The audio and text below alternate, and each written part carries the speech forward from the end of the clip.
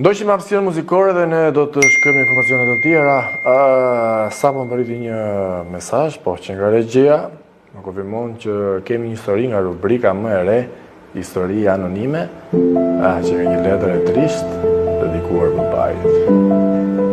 Po, me ndihmën e regjisë do kemi në ekran tekstin. Po. Letra që babai nuk arriti kur të lexoj.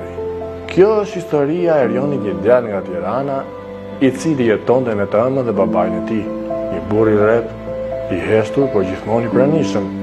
Nuk e përqafonte kur, nuk i thoshte të dua, por punonte pa u ndalur, për të siguruar gjithçka për familjen.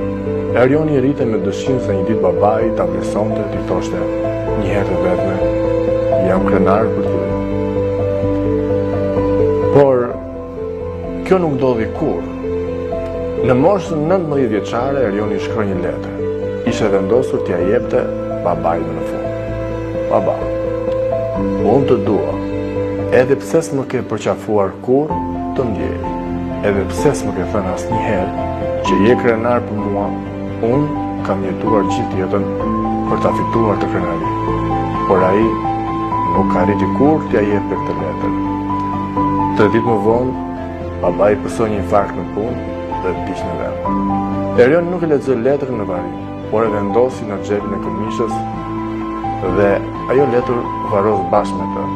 Që nga e ditë, Erioni thotë: nëse ke diçka për t'i thënë dikujt që do, thuaja tani. Mos e mbaj brenda. Mos prit momentin ideal, sepse disa fjalë ka nevojë të dëgjohen, jo të harrohen.